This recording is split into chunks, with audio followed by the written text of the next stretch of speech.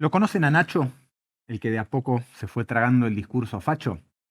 La expansión global de las extremas derechas después de esta primaverita progresista que muchos se están apurando para asumir como la mejor etapa de sus vidas y por extensión de la vida de todos los demás, despierta preocupaciones tanto en el plano político como teórico. Movimientos ultranacionalistas, xenófobos, misóginos, anticomunistas ganan terreno en lo electoral y en lo social.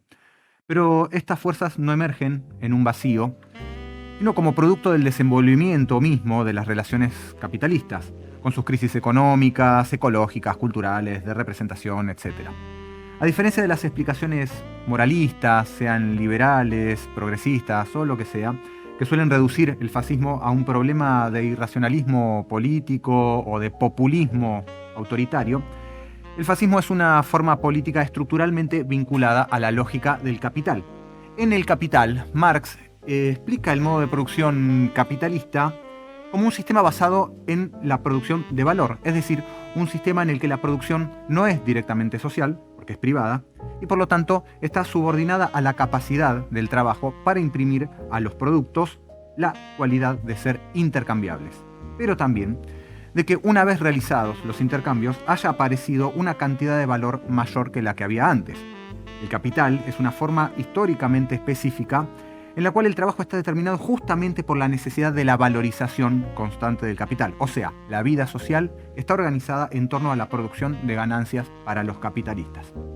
Esta dinámica de acumulación incesante requiere una organización social basada en la apropiación de los productos del trabajo por parte de los propietarios de los medios de producción y la expansión de la mercancía como forma universal de la riqueza. Marx señala que esta lógica no solamente presupone y reproduce una relación estructural de dominación de clase, sino que además produce relaciones sociales fetichizadas y crisis recurrentes. En la base estructural de este sistema está la contradicción entre valor de uso y valor de cambio y la tensión entre el capital constante, máquinas, tecnologías, y el capital variable, que es el trabajo vivo. Esta tensión lleva inevitablemente a crisis de sobreproducción y a procesos de desvalorización que obligan al capital a buscar salidas violentas o autoritarias que terminan echando por la borda hasta la propia democracia burguesa como forma de dominación política. En el análisis de Marx podemos comprender que el capitalismo genera sus propias condiciones de crisis y con ello formas políticas que responden a la necesidad de garantizar su reproducción por distintos medios. El autoritarismo, el fascismo, son en este sentido formas propias del capital y no externas o ajenas a él. Lenin retoma la crítica marxista y desarrolla sus propios planteos en el marco del desenvolvimiento imperialista del capitalismo. En su obra Imperialismo, fase superior del capitalismo, describe cómo el capitalismo, en su fase monopolista, ya no se basaría en la libre competencia, sino en el dominio de grandes capitales financieros que se expanden a nivel global, generando guerras, miseria y una intensificación de la explotación. En este escenario, Lenin identificaba el surgimiento de tendencias reaccionarias que buscaban impedir el avance de la revolución proletaria. El fascismo, aunque no sistematizado del todo en su obra, lo entiende como una reacción violenta del capital ante su crisis de legitimidad y de gobernabilidad. Lenin también analiza el papel del Estado como aparato represivo de clase, cuya forma puede variar según las condiciones de la lucha de clases.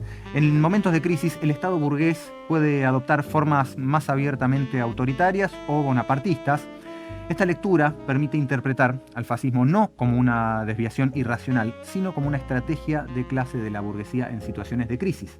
En otro momento podemos discutir los problemas que tiene este texto de Lenin y su concepción del imperialismo y del capital monopolista que corre la mirada del aspecto productivo e invierte la relación entre los sujetos y la lógica del capital, destituyendo prácticamente la ley del valor y la competencia como elementos que rigen la vida social y sustituyendo la explotación de una clase social por otra, por una supuesta explotación entre países. Igual bancamos a Lenin, uno de los tipos más brillantes de la historia, pero no por eso hay que dejar de discutirlo si mandó fruta con algo. Lejos de esta idea de que capitales monopolistas manejan los precios y por lo tanto la economía a voluntad, en los últimos 100 años no dejamos de ver la exacerbación de la competencia y la dominación de la lógica del capital sobre los sujetos de la sociedad.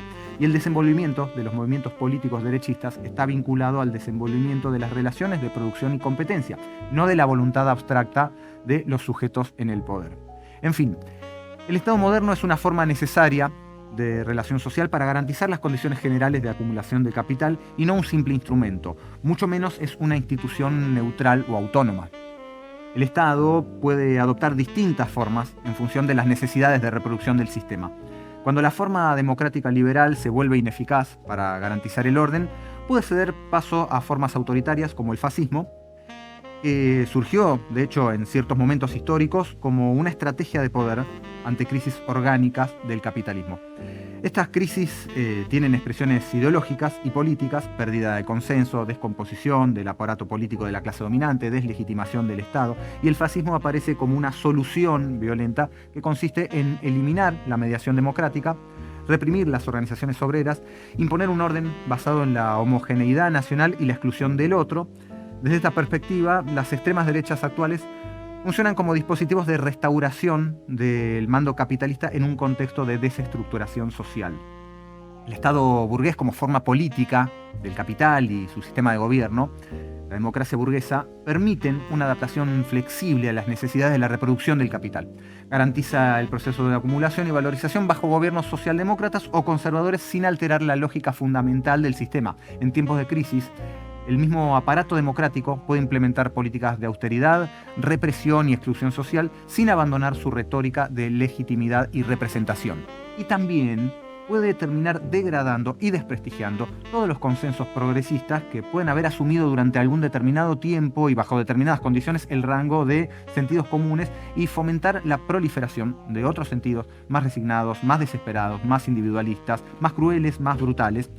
Es literal lo que ocurrió durante el gobierno del Frente de Todos, esto de provocar en base a promesas incumplidas de forma alevosa, escándalos de todo tipo y degradación de las condiciones de vida, el descreimiento de gran parte de la población y de la clase trabajadora afectada por sus políticas respecto de los principios democráticos que supuestamente venían a defender y a reponer.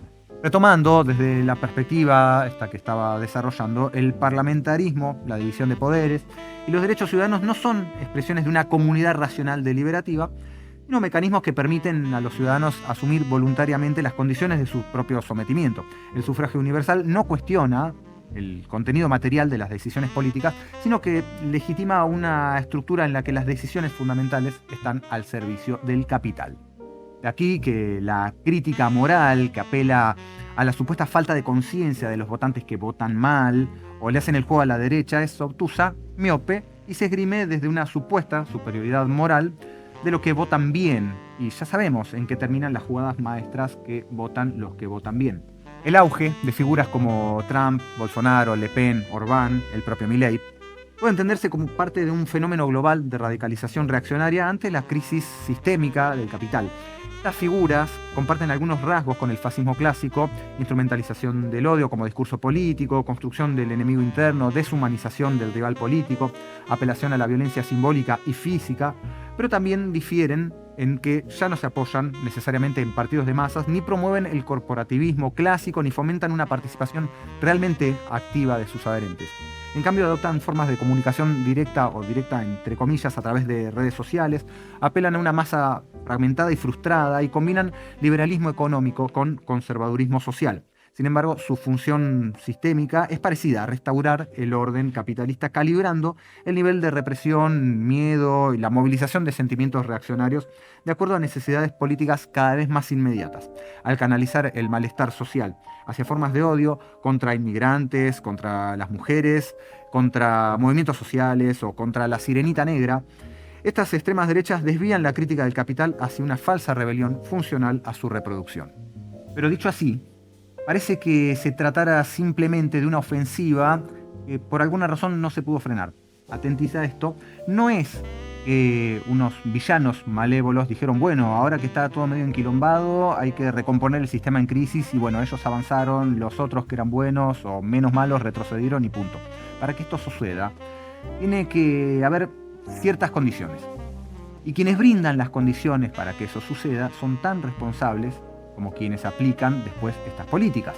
Nadie preferiría regímenes antidemocráticos o conservadores si los gobiernos democráticos y progresistas garantizaran realmente el bienestar de las personas. La relación entre fascismo, capitalismo y extremas derechas no puede entenderse sin una crítica radical al modo de producción capitalista, de cuya reproducción también participan muchos de los movimientos y elencos políticos que dicen oponerse al fascismo. Porque a pesar de que está lleno de gente hablando acerca de las nuevas derechas y sus aspectos fascistas y sus peligros y estudiando el tema en diversos contextos académicos y militantes, subyace siempre una disposición medio mistificada que coloca estos fenómenos por fuera de la lógica del capitalismo, como si vinieran de algún lugar ajeno a la forma en la que se desenvuelven las relaciones sociales. Parece que para mucha gente que si esto no es una sorpresa inesperada, que como la amiga de Falstaff no se sabe por dónde interpretarla, es el producto de la maldad de algunos o de la estupidez de otros. Y siempre parece que la forma de enfrentar la radicalización política de las fuerzas que los aterran es la moderación o es la rehabilitación de personajes que ellos mismos repudiaban para convertirlos en los guardianes de los valores más humanos que se deben resguardar, negando que el germen de la situación actual estaba en los momentos anteriores que ellos mismos procuraron, y aferrándose a la fantasía de que vivíamos en el mejor de los mundos posibles y negándose así a toda posibilidad de poder entender cómo llegamos a donde estamos y cómo estas mismas políticas son las que garantizan que ocurra lo que supuestamente están intentando evitar. Como un tipo que se cayó de un edificio y cuando estaba por llegar al piso dice lo bien que estaba cuando iba por el piso 2, y después cuando está en el suelo con los huesos todos rotos dice no entiendo cómo esto pudo pasar si hace 2 segundos me sentía bárbaro y no me dolía nada. Entonces nos encontramos con el problema de tener que pensar cómo enfrentar esto, no porque nuestro enemigo predilecto tenga que ser específicamente la extrema derecha, nuestro enemigo tiene que ser el capital, y con esa disposición tenemos que lidiar con las distintas formas y movimientos políticos que luchan por su reproducción, entre ellos la extrema derecha, el fascismo, lo que sea. Y yo lo que veo es que incluso quienes se la pasan hablando de luchar contra esto implementan las peores formas de enfrentarlo. Entonces, algo importante acá es la necesidad, por ejemplo, de no lavar los términos, utilizándolos para cualquier cosa. Por ejemplo, tener en claro que aunque un gobierno como este esté compuesto por fascistas o por fascistas, eso no quiere decir que estemos en un régimen fascista. Pero también saber que el significado de las cosas no está ligado materialmente al sonido de las palabras, aunque de todas formas sí está diseminado y uno no puede controlar la forma en la que lo está. Lo cual implica que uno no puede andar diciendo que cosas que no son fascistas lo son, pero sí puede, a medida que se sabe explicar y que domina de forma más o menos decente la experiencia del lenguaje, sí puede explicar y clarificar cuál es el uso que le está dando a los términos. Con lo cual, siempre y cuando uno pueda tener claridad acerca de a qué se está refiriendo, podemos decir sin generar ningún tipo de confusión que gente como Espert, Moreno, Bernie, López Murphy o Pamela David son fascistas de cuarta. Y pensar con la mayor claridad posible qué implica la proliferación de fascistas y de fascismos que estamos presenciando. Y esto de poder usar una terminología que clarifique en lugar de confundir nos lleva al hecho de que si caracterizamos bien las cosas podemos ver sus rasgos específicos y entender cuáles son sus potencialidades y a dónde se pueden dirigir, por ejemplo, hacia alguna forma de fascismo. En lugar de ir evaluando según la escala de valores arbitraria que nos impongan las impresiones inmediatas del momento. Porque esto no es una cuestión de en qué lugar del espectro quedaste, porque el espectro es móvil. Es una cuestión programática, es un rol social, disposiciones políticas que si las relativizamos a cuán horroroso nos resulta el personaje llamativo en boga, termina ocurriendo que en comparación, por ejemplo, no sé, el facho de cuarta de Feynman, hoy parece un moderado y en 5 años cuando gobiernen Lilia Lemoine o Santiago Cunio, Feynman va a ser nada menos que Pancho Villa. Piensen, por ejemplo, si no, en cómo un tipo como Larreta, que más parece una especie de robot que sigue intentando comprender las sutilezas del comportamiento y la gestualidad humana y no lo logra, de pronto, si uno entorna un poco los ojos, casi que lo podría confundir con un ser humano. Así, mucha gente del mundo progresista, que estaba horrorizada con Milei, insistía con que si el balotaje era entre Milei y Bullrich, había que apoyar a Bullrich. También está el tema de los vaticinios antojadizos. Durante el 2023 escuchamos todo el tiempo que venía el fascismo, venía el fascismo, venía el fascismo, incluso en la izquierda se llegó a decir que venía un régimen fascista. Entonces lo urgente y obligatorio era enfrentarlo. Primero que nada, si vos me decís que viene el fascismo, pero me decís que el que lo va a enfrentar es Massa, entonces yo no te creo nada. Es como que me digas, mira, está a punto de explotar el volcán, va a llover lava ardiendo, vení, vamos a refugiarnos abajo de esta sombrilla de lona. O no crees realmente que va a explotar ningún volcán, o me estás manipulando, o sos medio boludo. Y encima cuando te estés quemando vivo, seguro que me vas a decir, esto es tu culpa porque no abriste la sombrilla y encima siempre te vota el 2%. Entonces es como el cuento de Pedrito y el Lobo. La promesa del fin del mundo termina siendo una promesa incumplida más. El último timo en el que cayó la Argentina, junto con la vuelta del asado, el derrocamiento del patriarcado, el peronismo que no reprime la protesta social, la lupa de 20 metros de diámetro, la torre de cartón pintado y la escalera que conduce a ninguna parte. Pero no, el mundo no se termina, solamente se hace peor, de a poco o a veces de manera más acelerada. Por eso es importante no apresurar las conclusiones, simplemente por creer que nos resuelven las necesidades de tener que pensar las cosas. Pero sí estar atentos a dónde está el germen de las cosas, sobre todo si esas cosas son cosas terribles y peligrosas como el fascismo. Porque así, de un día para el otro, nos desayunamos con que gobierna gente que dice que Hitler era socialista o que el nazismo es socialista porque nacionalsocialismo. Esta gente debe creer que un rebaño es el lugar donde tenés que ir cuando te estás recagando. También dicen que el fascismo es socialista porque Mussolini había estado en el Partido Socialista, con lo cual deberíamos asumir que hoy en Argentina gobierna un gobierno montonero porque uno de los personajes centrales de La Libertad Avanza es Patricia Bullrich, la que ponía bombas en los jardines de infantes, no sé si se acuerdan, un gobierno sin dudas controlado por Firmenich desde su casa en España. Para cerrar con esta primera parte, una cosa más. Si vamos a hablar del ascenso de la derecha, de la nueva derecha, de la ultraderecha, del fascismo, del neofascismo, o como ustedes le quieran decir, no podemos dejar de hablar del retroceso de aquellos sentidos que esta derecha viene a atacar. Me refiero a lo más básico de los consensos democráticos y de bienestar que vienen siendo horadadados, agredidos y denigrados por los gobiernos que supuestamente vienen a defenderlos. Porque yo dije que este fenómeno del que estamos hablando, y que es importante evaluar si estamos o no frente a él y en qué medida lo estamos y en qué situación nos encontramos para enfrentarlo, es la forma en la que el capital enfrenta sus crisis. Pero, por ejemplo, la crisis de la convertibilidad no tuvo una salida por derecha estrictamente a la manera que estamos discutiendo acá. Porque resulta que en aquel momento el mundo de las crisis, de la pobreza, de la corrupción, tenían cara de neoliberalismo. Y hubo una potencia tremenda en la clase trabajadora, que después podemos discutir para qué alcanzó y para qué no, pero no hubo un ascenso de la ultraderecha. De esa crisis se salió con un ajuste brutal, que en general se suele olvidar porque después hubo un periodo de crecimiento que igual llegó solo a revertir lo peor de la crisis, pero mantuvo casi toda la estructura anterior, aunque inauguró algunas formas de contención del impacto de las crisis que antes no estaban, a través del aumento del gasto público, que a su vez se fue haciendo cada vez más insostenible. Pero no hubo un ascenso de la ultraderecha y esa potencia fue contenida y encauzada por el mismo partido que había gobernado en la convertibilidad, aunque ahora con un cambio de discurso.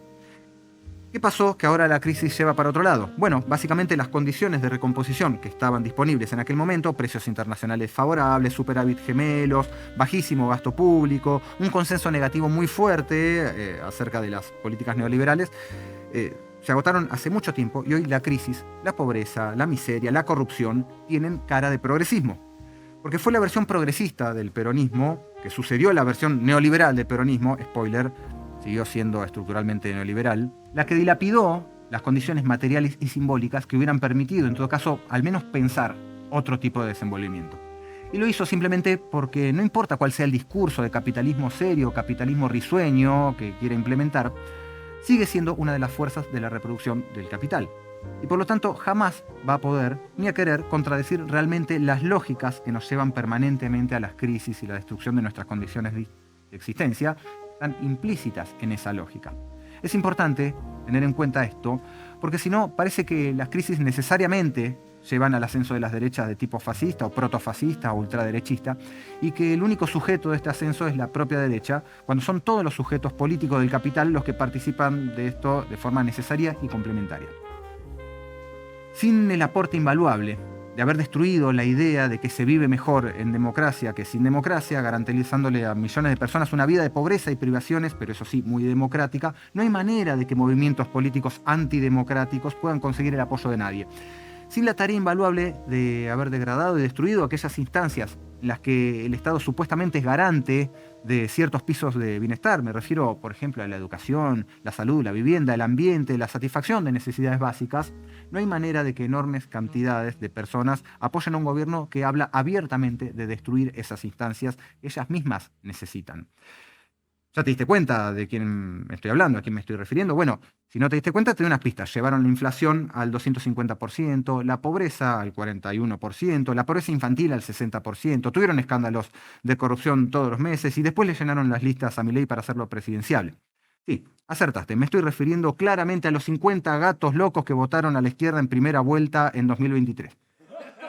¿Vos creíste que estaba hablando del peronismo? ¿Que iba a decir peronismo? No.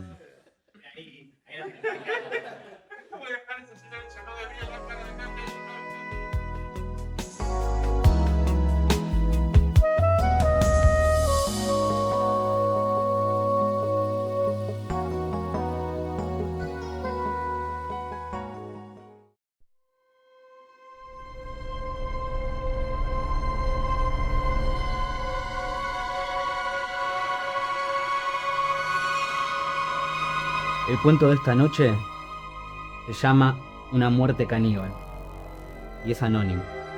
Me llamo Javier. Ese es mi nombre. Tengo 54 años. Recientemente me mudé a Olivos y no pude sentirme como en casa. Nunca pude sentirme como en casa. Claro, todos ustedes sienten cuando comen, sienten cuando cantan, cuando se abrazan. Yo no. Yo siento algo especial, algo único. Ahí va el loquito, el sucio, el que no se baña, sucio, virgen. Ustedes no saben lo que es estar solo. No sé si es el abuso escolar que sufrí, que no sé qué hacer con una mujer, no sé qué hacer con una mujer. Lo escucho, lo tengo acá en los oídos, virgen, sucio, todavía me acuerdo, hijos de puta, todavía me acuerdo, no sé si es eso, o las palizas de mi viejo. Palizas de mi viejo, cristalinas, como el agua, las siento. Ustedes no saben lo que es estar solo. Pero de 10 años acá, las cosas cambiaron. La muerte llegó, un día vino, lenta, caminando, alta, esbelta, con dos cuencos en lugar de ojos. Vino y no pude hacer nada. Inmóvil me quedé mirando cómo se llevaba a mi hijito, a mi único hijito, mi amiguito de 4 patitas. Mi hijito se lo llevó, alta, esbelta. Claro, ustedes no entienden, no van a entender. No pude hacer nada.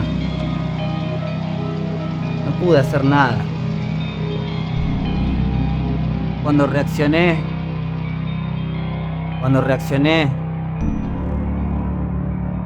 era demasiado tarde. Así que hice lo único que podía hacer. Empecé cortando. Desde el cuello hasta el ano. Lo vacié entero. Y mientras más partes cortaba, más partes iban al horno, más partes iban a la cacerola. Pero él no. Él seguía siendo su clon. Su clon eterno. Eterno en piel. Mi Conan eterno.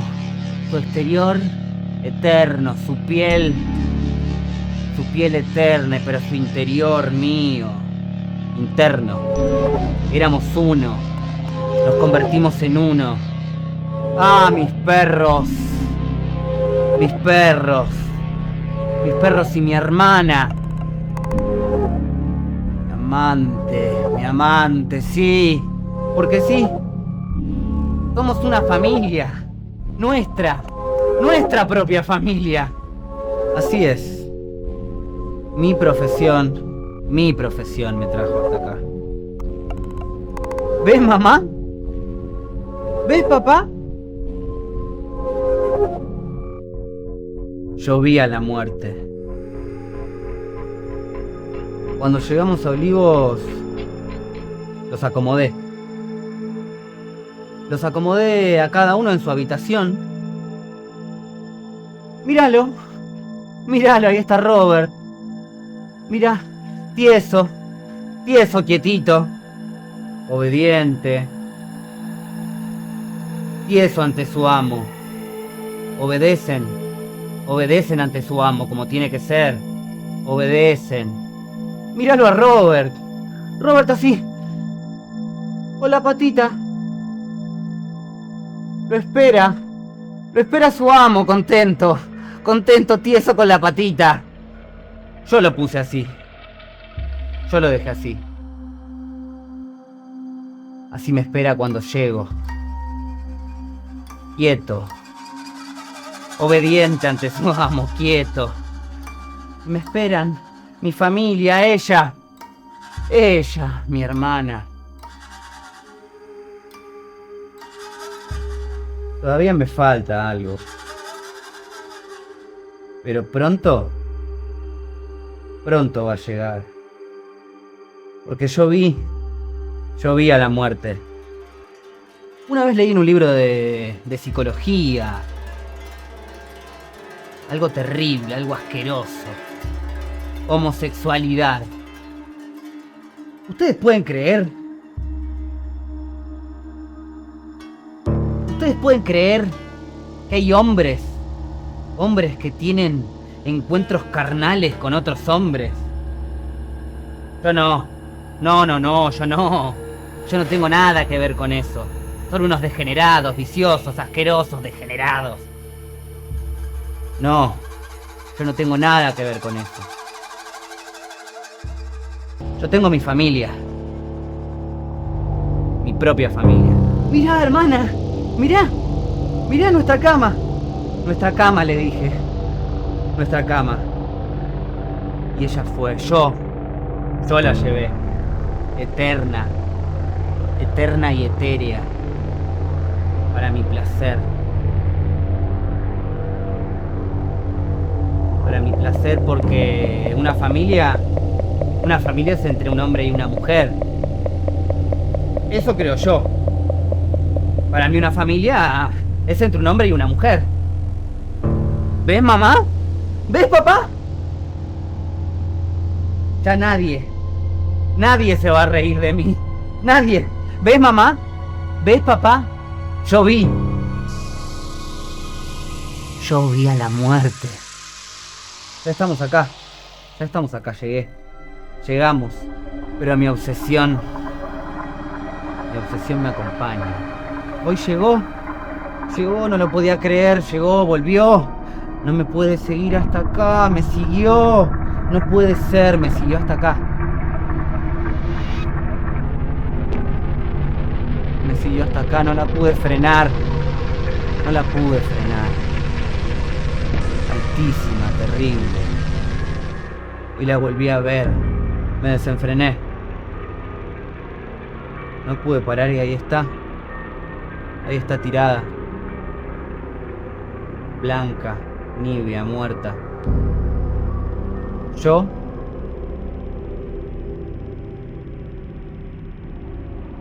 ayudé a la muerte. Mi pasión se inflamó y la poseí. La poseí mientras veía a la parca llegar. Los vecinos escucharon. Ya se escuchan las sirenas. Empecé a masticarle los senos. Se los mordía. Un sabor a cobre agrio. Salado me empapó. Mi pasión se volvió a inflamar. Escucha la puerta. Señor, abra, la policía. No pienso salir. No pienso salir, dije mientras miraba su cuerpo sin vida. Señor Abra, es la policía. Yo no puedo ocultarlo más. Van a entrar. Van a saber. Todos van a saber. Llamé, lloré, grité, imploré que vuelva. Imploré que vuelva, alta, esbelta, terrible, pero no. Rompen la puerta y entran. Me ven, tirado, abrazado a ella, desnuda, mientras mastico sus senos. Ese secreto, mi secreto, que guardé con fervor, con pasión por tanto tiempo, salió a la luz.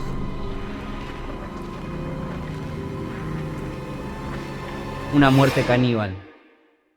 Anónimo.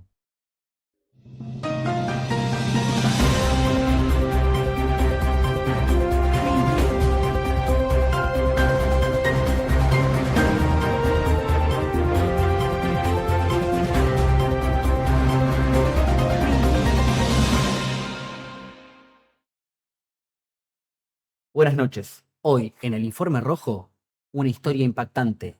Elmer Figueroa Arce, mejor conocido como Chayanne. Famoso mundialmente, todos conocemos sus canciones, pero su familia oculta un oscuro secreto que hoy, señor, señora, señore, se lo vamos a develar. Así es, como usted escucha.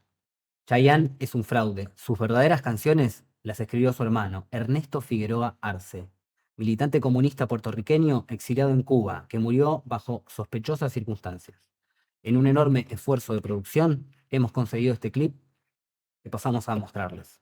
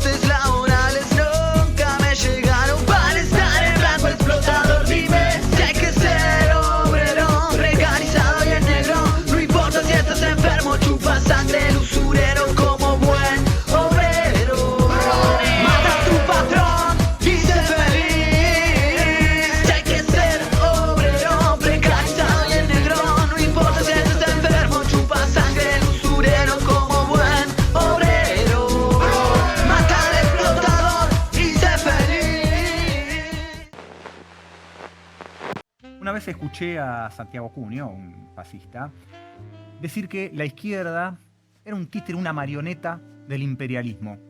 Por lo tanto, trajimos nada más ni nada menos que a una marioneta para hablar de este tema del fascismo.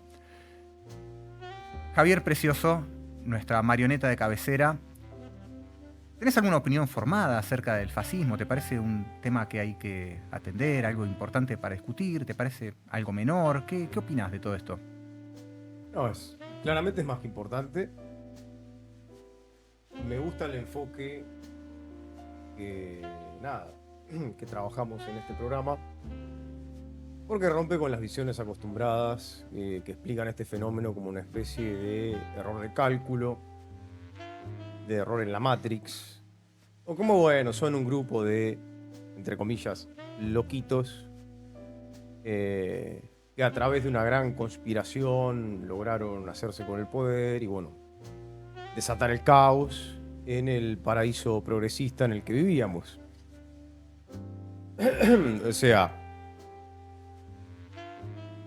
lo que nos permite la crítica del valor es ver cómo el capital moldea las subjetividades y cómo el fascismo es un fenómeno que responde a causalidades estructurales. No sale de un repollo, no sale de la nada, sino que responde a una lógica, que en el fondo es la misma lógica a la que responden los progresismos, por así llamarlos, en general, que bueno, acá en Argentina tenemos un claro ejemplo de esa visión, cuando básicamente lo que hacen es, una vez que ganan las elecciones dentro de la democracia burguesa, que nosotros sabemos que es la dictadura del capital, o sea, es la forma de dominación política del capital, por más que nos hagan creer de que somos libres y de que las decisiones que se toman dependieron de que en algún momento fuimos a meter un grupo de papelitos en una urna. Bueno, cuando ellos ganan, militan el ajuste con aguante.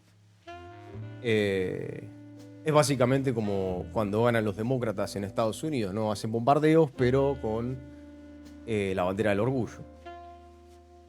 Pero te bombardean igual, te ajustan igual, el discurso es diferente, pero el contenido es exactamente el mismo. Y bueno, básicamente lo que hacen, lo que provoca todo esto es movilizar los sentimientos más reaccionarios de la sociedad.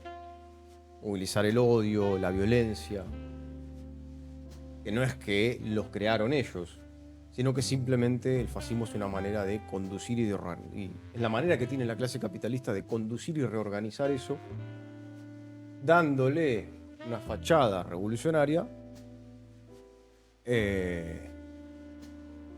pero bueno, el sentido es completamente contrarrevolucionario. Hay una definición clásica de fascismo que lo define a este movimiento como revolución conservadora. No, obviamente, es imposible que una revolución sea conservadora. Pero bueno, el sentido del fascismo es de alguna manera avanzar en el marco de las luchas de clases en la pérdida de derechos de la clase trabajadora, en el desarme político de una clase trabajadora que hoy en día, bueno, está diezmada, fragmentada. Y bueno, viene de una larga derrota. Y esto entonces parece contradecir un poco una idea que está un poco en boga, ¿no? Por suerte no diseminada entre toda la gente que se considera o se autopercibe a sí misma antifascista, pero está esta idea de que lo que provocó esta situación, era haberse pasado de progreso, ese tipo de cosas. Entonces, no sé, pareciera que finalmente todo esto es culpa del DNI no binario, la sirenita negra, la Agenda 2030 o el lenguaje inclusivo. O decirle ella a un gato, ¿no? Claro. ¿Cómo discutirías desde este punto de vista, que vos lo ponés justamente como una cuestión estructural que está determinada por condiciones materiales?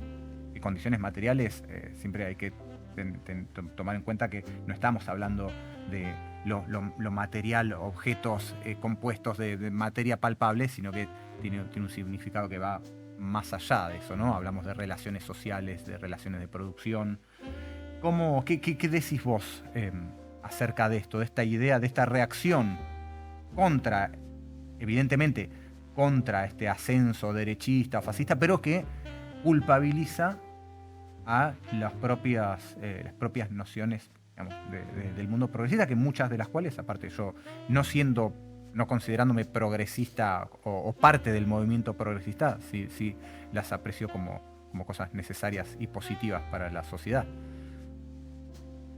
Claro, en parte es el típico miedo conservador, ¿no?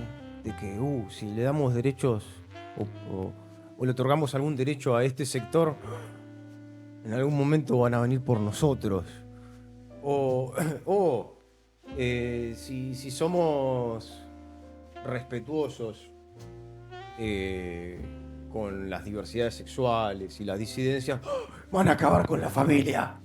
Claro, pero esto, por ejemplo, que digo yo, formulado por la gente que se supone que estuvo de ese lado y que ahora reniega de ese pasado reciente progresista porque siente que participó de haber exacerbado, de haber provocado esta reacción conservadora. Entonces se arrepienten de alguna manera, o ahora quieren explicar que, bueno, eso, nos pasamos 3 pueblos, como dicen los jóvenes. en ese mundo progresista, ¿qué pasa con ese rebote que de pronto, bueno, no, ahora nos pasamos 3 pueblos de progresismo, ahora hay que estar con Guillermo Moreno? Por decir a alguien, que puede ser reemplazado Claro. por cualquier otro una vez que Moreno ya pase a la historia. De un lado, en sus cabezas en ningún momento se les ocurre que hay un problema más de fondo. No puede apoyar una agenda, es que quieren llamarla así, ¿no? O simplemente medidas, llamémoslo así, porque agenda queda muy conspiranoico. Puede apoyar medidas con las que uno está de acuerdo también, ¿no? Y si la gente puede vivir un poco mejor dentro del capitalismo mientras vemos cómo hacemos la revolución, mejor. Bueno, el tema es justamente ese. Creer, o sea, siguen creyendo que bajo condiciones capitalistas y siguiendo la lógica del valor se puede acceder a una especie de tipo de mejoría. Básicamente es la típica postura reformista, ¿no? No hay que abolir el capital ni pensar nuevas formas de socialización, nuevas formas de vida y demás, sino que, bueno, así como lo que tenemos es lo que hay, y bueno, con reformas de a poco, la cosa puede ir mejorando, cuando en realidad, si uno analiza la lógica del valor, bueno, el capitalismo como un sujeto autotélico, es decir, que se autoimpone su propia finalidad, o sea, tiene en su seno inmanente una tendencia interna que es a la valorización del valor constante, es decir, no está direccionado a la satisfacción de las necesidades humanas, o sea, eso en todo caso es un efecto colateral. Bueno, se da cuenta que justamente la única opción que queda es esa. Pero, al considerar la imposibilidad de la revolución, se plantea esa opción como, bueno, una especie de opción realista. Lo que le sigue después es una frustración, en el sentido de, bueno, yo apoyé esto y al final esto no funcionó, por lo tanto, los otros tenían razón y en realidad yo estaba equivocado y la culpa era el llamado socialismo, ¿no? En fin, lo que vemos hoy en día es una interna del propio capital.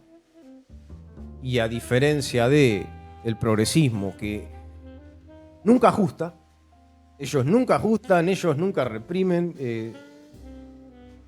Hay una frase de una ministra del gobierno anterior que decía, no, lo que nosotros estamos haciendo no es ajuste.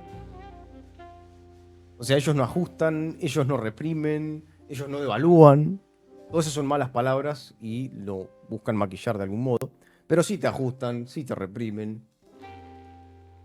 Del otro lado tenemos esa misma, en el fondo, ¿no? La misma lógica de ajuste del capital, pero con un goce sádico. O sea, festejan que te quedes sin laburo. Eso es un punto, ¿no? Este goce sádico que aparte no se podría exhibir de esta manera si no hubiera un montón de gente dispuesta, no digo a compartir ese goce sádico, pero a dejarlo pasar en todo caso. O sea, algo se tiene que haber roto muy fuerte en las expectativas políticas de la gente para que ese goce sádico, para que se pueda convivir con eso.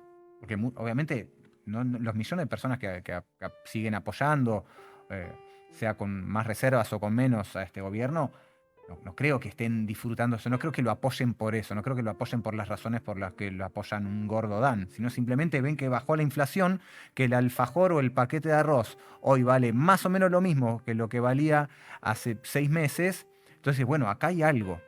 Y el problema por ahí es eso, acá algo funcionó. Si esto funcionó, si esto que me dijeron que iban a bajar la inflación, que dado que yo ya no tenía acceso a una serie de derechos y de cuestiones, ya estaba muy afuera del mundo del bienestar, y tal vez es entendible en ese sentido que temas como la inflación sean absolutamente determinantes en la vida de una persona. Bueno, este tipo hizo esto, ¿será que tiene razón en otras cosas? ¿O será al menos que en todo caso aquellas en las que no tiene razón? Por ahí si yo O sea, a mí no me parece bien toda esta política de agresión malévola y deliberada a un montón de sectores que no merecen ser agredidos, pero bueno, es una particularidad, una cosa que, bueno, en todo caso viene con algo que es mucho mejor y yo, bueno, puedo negociarlo. ¿No? Como, por ejemplo, el DNI no binario, siempre nombro porque me parece un ejemplo bárbaro, porque es una política que generó en mucha gente, hoy ya pasó de moda, pero en su momento en mucha gente generó una idea de, bueno, pero hacen esto mientras nosotros nos estamos cagando de hambre y qué sé yo, cosa que no pasó con el matrimonio igualitario. ¿Por qué? Porque en ese momento no estaba en crisis abierta el modelo de que estaban sosteniendo. Entonces, cuando una política que tiene que ver con una forma de bienestar específica que no es estrictamente económica, viene acompañado de más o menos una situación económica más o menos pasable, bueno, se puede leer como una política positiva o al menos que no importa tanto, pero una política que tampoco mueve el amperímetro en términos económicos. Tiene una importancia simbólica, identitaria, en un montón de sentidos, pero en lo económico no influye. Cuando viene acompañada de crisis económica, mucha gente termina asociándolo como si hubiera una asociación estructural y como si necesariamente con DNI no binario viniera hambre, miseria, corrupción, etcétera, ¿no? Claro, como si no hubiera hambre, corrupción y miseria sin ese DNI. Claro. O sea, está bien. Antes te cagabas de hambre con discurso progre y ahora te cagas de hambre igual, pero sin discurso progre.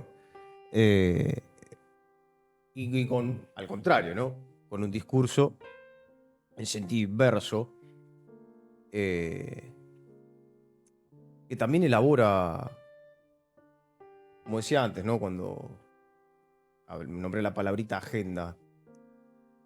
Estos sectores reaccionarios utilizan mucho esa palabra. Para ellos, esto que han instalado ahora, que en realidad es algo que viene de Estados Unidos, ¿no? Lo woke o woke o como quieran pronunciarlo, ¿no? Un término que surge en la década del 60 y que refiere al permanecer despierto de sectores históricamente oprimidos en Estados Unidos, ¿no?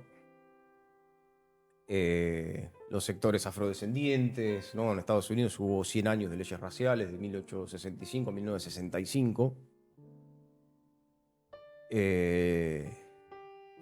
Representados en movimientos como los Panteras Negras. Bueno, las marchas en Stonewall, ¿no? Que dieron pie a las actuales marchas del orgullo y demás. Esa palabra tenía una referencia positiva. Hoy los sectores reaccionarios le han cambiado el sentido, como le han cambiado el sentido también a la palabra progresismo, porque el progresismo tenía una semántica, un sentido y una referencia positiva, ¿no? ¿Quién no quiere progresar? ¿Quién no quiere que su país, por ejemplo, avance? Y demás, bueno, lo que hacen es invertirle una operación semántica de inversión de sentido. Entonces woke ahora denomina la putrefacción social culpa de los que venían a representar a los trabajadores, a las mujeres y demás. Entonces ahora tenemos, desde el punto de vista de ellos, no aberraciones como La Sirenita Negra, o en Netflix, ¿no? Mucha gente indignada en Twitter porque Aquiles lo iba a interpretar un actor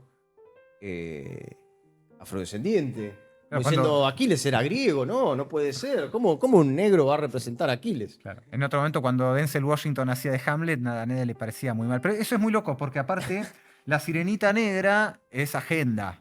Un personaje homosexual protagonizando una serie es agenda.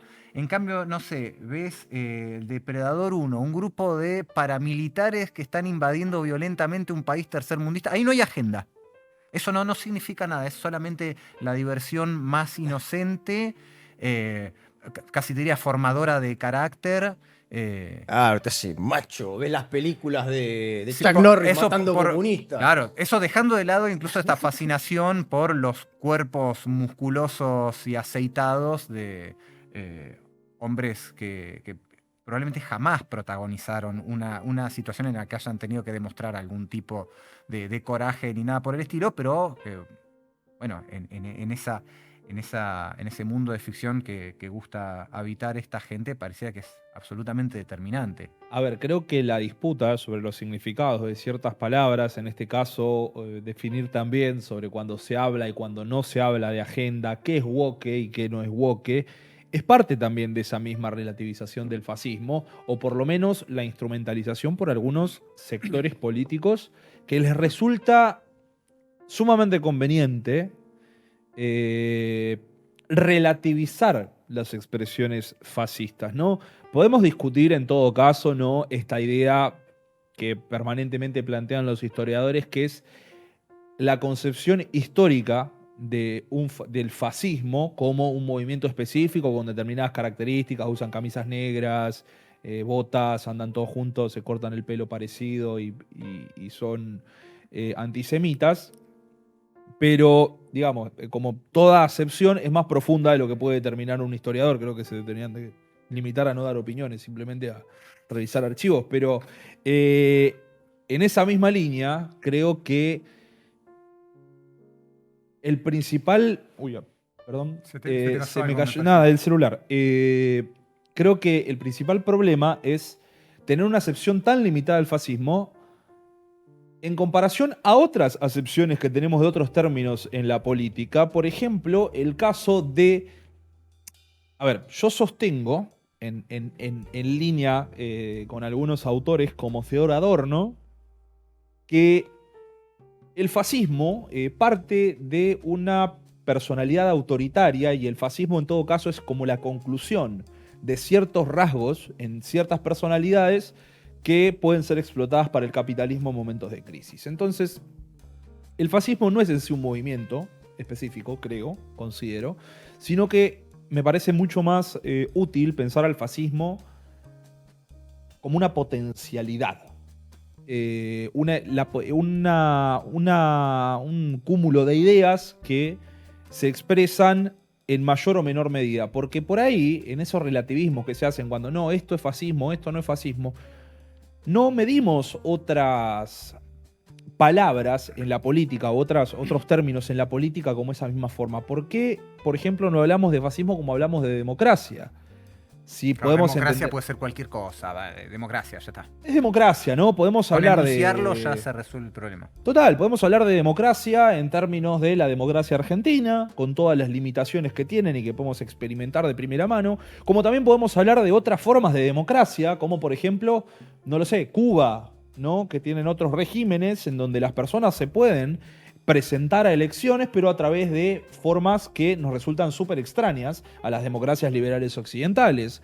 Y a su vez podemos hablar de democracia griega también, que era otra forma de expresión democrática, o también podemos hablar de una democracia real en donde cada quien tenga el poder de tener la agencia de poder decidir su propio destino de forma directa, una democracia directa y no mediante la elección de representantes en el Congreso. Por lo tanto, ¿de qué hablamos cuando hablamos de democracia?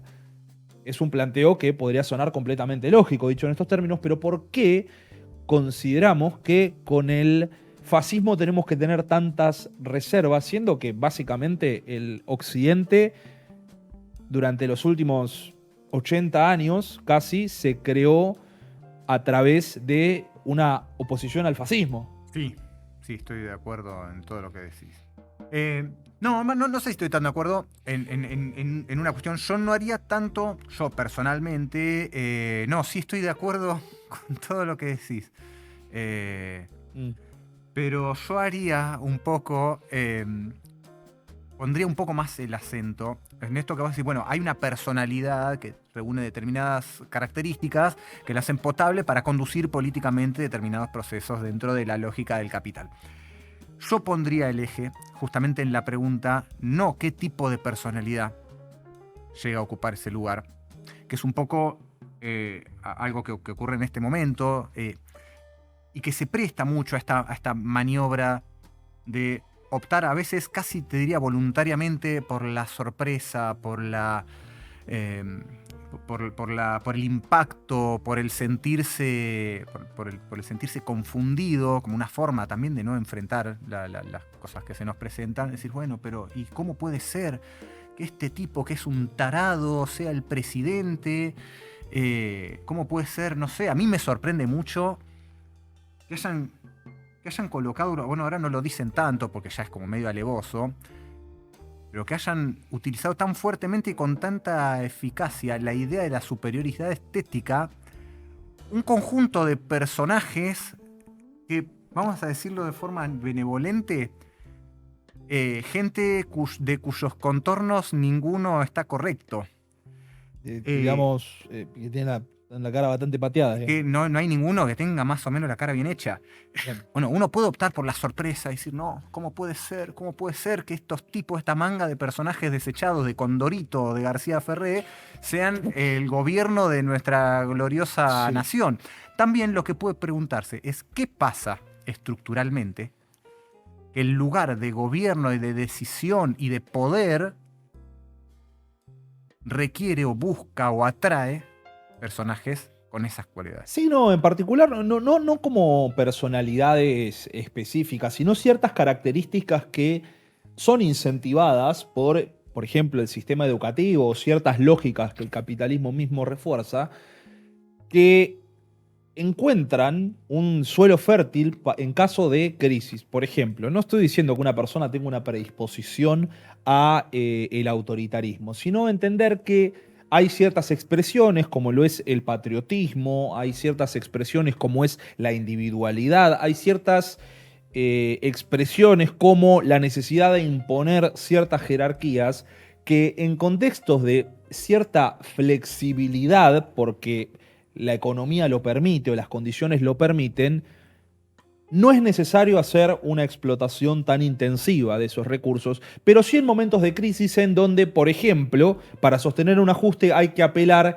a la necesidad de imponer un orden jerárquico dentro del Estado o a partir del Estado. ¿Qué le conviene al Estado en esta ocasión para sostener cierta estabilidad política en un marco de ajuste? Que básicamente las personas se dobleguen a la voluntad de los operativos represivos de Patricia Bullrich, incluso por su apartado simbólico, el hecho de enfilar un montón de ratis que metan miedo y digas, bueno, la verdad que no debería manifestarme porque, uno, puedo salir lastimado, dos, si la policía lo hace o el Estado lo hace, deberíamos respetarlo. Claro. Pero en ese sentido, por ejemplo... Sí, convengamos que al ir a pegarle a jubilados y jubiladas todas las semanas, no es que están evitando la posibilidad material de que esas personas tomen los edificios gubernamentales, porque se desplazan bastante lento. Sí, están más preocupados tal vez por tomar el omeprazol y el finasteride que por tomar los medios de producción, por una cuestión de necesidad biológica, ¿no? Lo que dicen algunos, preocuparse más por los problemas de la tercera edad que del tercer mundo. Pero, a ver, no es que están evitando, no es la represión del 19 y 20 de diciembre del 2001. No, para nada. Tiene un aspecto simbólico, ideológico, político, que va mucho más allá de la represión física que están sufriendo todas las semanas los jubilados que van a que les partan la cabeza simplemente por el hecho de suponer que después de haber trabajado toda la vida merecen tal vez, una vejez un poco más cómoda. Ahí hay un tema que va un poco más a, podemos decirlo, que es justamente otro de los pies que creo que tiene la personalidad autoritaria y por ende las personalidades fascistas, que es la fantasía del castigo, y que es algo que está muy en boga en este momento, es que es algo que al Estado le resulta gratuito. Por ejemplo, ¿qué es más fácil, considerando que es un tema que hemos tratado en episodios anteriores de Tarde pero Dialéctico, ¿qué es más sencillo para el Estado? Llevar adelante una política integral de reinserción o incluso integración de ciertos sectores desplazados de la economía para que efectivamente puedan tener una vida digna con sus necesidades materiales cubiertas, o directamente mandar a la policía a reprimir barrios obreros? Y ni siquiera a veces hace falta tener que reprimir a los barrios obreros. Con dar la sensación de que estás haciendo algo es más que suficiente. Y es una lógica de la crueldad que, nos guste o no, es una victoria simbólica para ciertos sectores. Como por ejemplo, esta idea de que la economía está mal o vos estás mal económicamente hablando, porque hay un estatal que cobra un sueldo muy alto por trabajar poco. Por lo tanto, si echan a ese estatal, aunque tus condiciones materiales no se vean afectadas porque hayan echado a ese estatal, vos tenés una victoria simbólica que celebrar y te ponen a vos a transformarte en un militante de esa crueldad. Es tan simbólico como cuando te decían comete todo el plato de arroz porque hay niños con hambre en Sudán. Que igual si vos te comes todo el plato, no es que le va a llegar comida al niño con hambre de Sudán. Exactamente, pero tiene un efecto... Hay una carga simbólica. Sí. Igual lo que decís, por ejemplo, esto de la figura de autoridad, de todo eso está muy, muy metido también en otros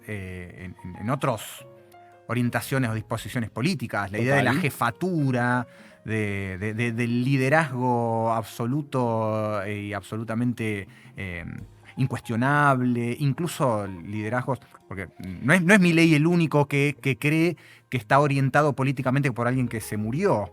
No, para nada. Incluso creo que tampoco temen mucho en decirlo, como claro. esa metodología de disciplinamiento, ¿no? Sí, y los sí. momentos de elecciones son momentos de disciplinamiento político, en donde uno tiene que aprender a acatar ciertas directrices que claramente no pasan por los intereses de la militancia de base, pero sí por los intereses de los dirigentes. Y eso, bueno, se ve representado en otras expresiones políticas de este país. Que muchas veces, de todas formas, hay como una especie de placer exacerbado de la militancia de base en someterse a esa situación, que después, cuando se encuentra con los límites específicos que provoca eso, también genera impactos negativos muy terribles, que son vividos de forma tanto individual como colectiva, que también llevan y colaboran con este clima de desencanto, de desengaño, de negatividad y de sentirse atrapados y sin salida, que adoba de alguna manera la posibilidad de instalar sentidos generales que caracterizan a su vez el caldo de cultivo para reacciones y formas derechistas, fascistas o fascistizantes. Entonces, estás sugiriendo que tal vez el ascenso de el fascismo, o por lo menos la proliferación de fascistas o formas fascistizantes en el Estado, es el resultado de una necesidad del capital? Probablemente sea una necesidad del capital, porque si no fuera una necesidad del capital no podría ocurrir. Así que...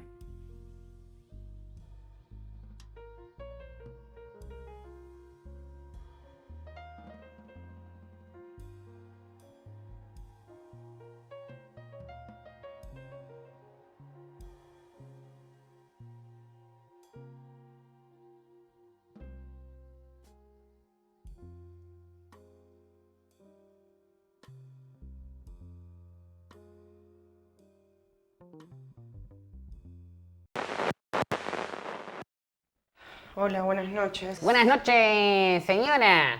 O debería de decir, señorita. Hola, flaco, ¿qué te pasa? Mira, vengo a hacer una denuncia. Tengo el tarado mental de mi ex que me sigue todas las noches como un denso. Yo ya no sé muy bien qué hacer, es muy imbécil, ¿entiendes? Yo tengo acá una perimetral. O sea, me dijeron que tengo que venir acá. Mire, señorita, lo primero que yo le recomiendo es que usted se relaje, se calme. Está muy alterada. No, alterada las pelotas, flaco. Yo lo que te estoy queriendo decir es que tengo un sujeto en la... Sí, hombre, me acaba de doler. Ramírez, por favor, Ramírez, retírese. Me dolió. ¿Qué Hágame el está pasando favor. acá? Me acaba de oler de vuelta. Señorita, me acaba de oler de vuelta. por favor, ¿Qué es lo que está pasando acá, cálmese, por favor? ¿Qué es lo mire, que está pasando? O sea, ¿qué es este señorita. mamarracho, señor? ¿Me puede explicar? Mire, usted tiene que entender, en una situación así, la ley está imposibilitada, atada de mano. Son los jueces, vio que no nos dejan laburar, es así. ¿De qué jueces me hablas, flaco? ¿Me vas a tomar la denuncia o no me vas a tomar la denuncia? ¿Que tengo que venir con el cuello cortado? No entiendo. Mire, señorita, le voy a decir la verdad. ¿Quiere que diga la verdad? Sí. Mire, la cosa es así. ¡Uy! Se me cayó la lapicera. No me alcanza la lapicera.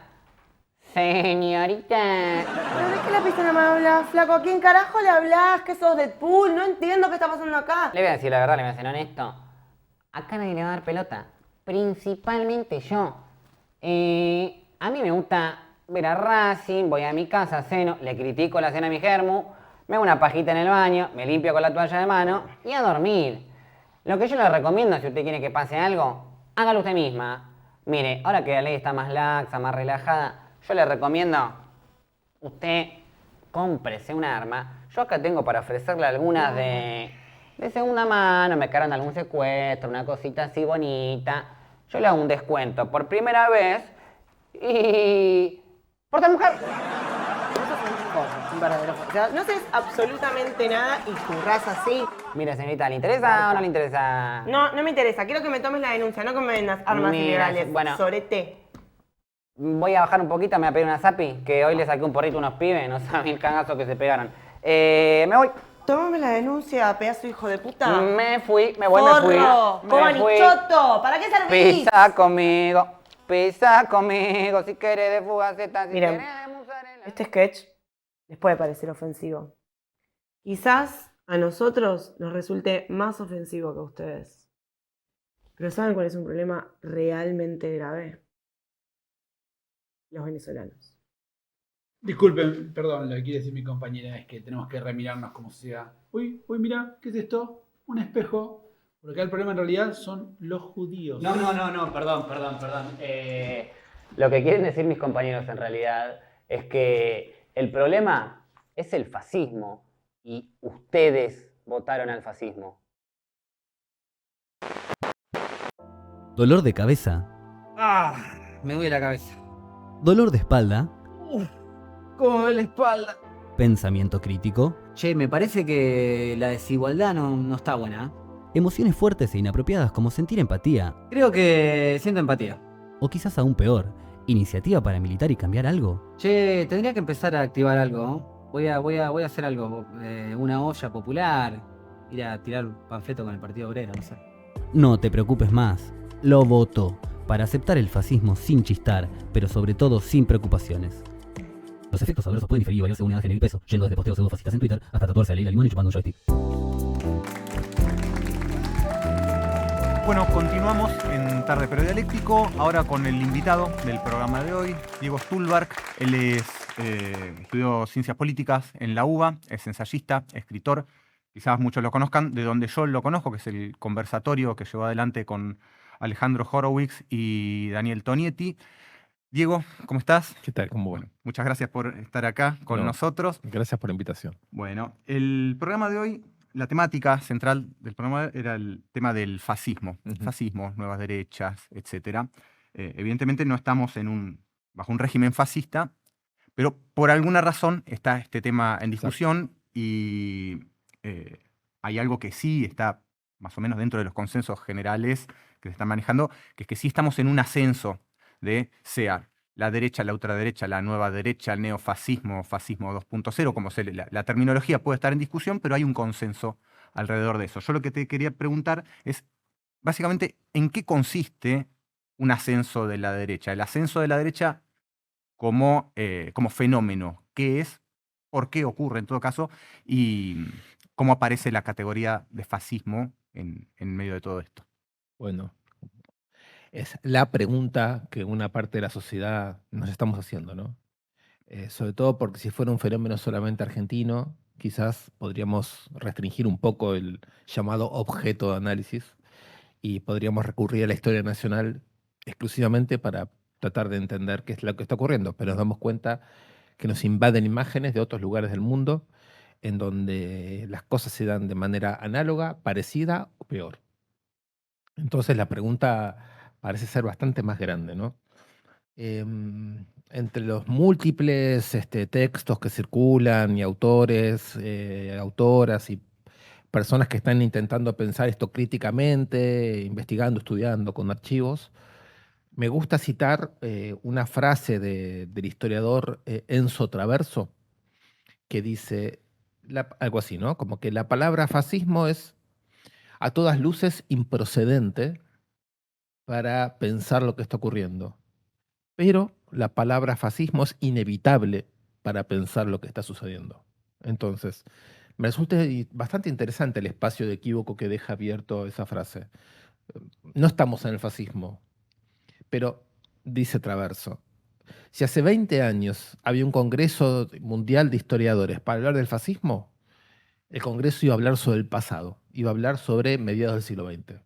Si se hace hoy un Congreso de Historiadores para hablar del fascismo, la referencia es el presente. Algo cambió, algo cambió. La palabra fascista en ese sentido es orientadora, nos abre a una cierta pregunta, ¿no? ¿Por qué se nos volvió de vuelta tan actual el problema del fascismo? A mí me parece mejor preguntarlo así que preguntar si esto es fascismo o no. Y como la palabra fascismo se nos pone en el centro del asunto, estamos obligados a ponerle prefijos o a hacer variaciones de la palabra, si es neofascismo, si es fascismo 2.0, si es, como dice Traverso, fascismo del siglo XXI. A mí me gusta, para el caso argentino, como el filósofo cordobés Luis García habla de una especie de fascismo cosplay, que sería una suerte de evocación autoparódico del fascismo, ¿no? Autoparodia que consiste en decir, somos el brazo armado del gobierno, pero lo digo en chiste, ando en un falcón verde, pero no reivindico la dictadura. Es decir, una suerte de sonrisa que acompaña frases inadmisibles y que permiten que imágenes del terrorismo de Estado, del genocidio, de los genocidios, de toda la historia del fascismo, vuelvan a circular en un presente político, inhibiendo barreras, desinhibiendo barreras que creíamos que estaban muy consolidadas y abriendo una imaginación política que a mí me parece que es muy compatible con un momento del capitalismo contemporáneo. Y ahí creo que se empieza a armar algo, porque tenemos un capitalismo contemporáneo con capitales que para retomar la necesidad de aumentar su tasa de ganancia tienen una agresividad cada vez mayor.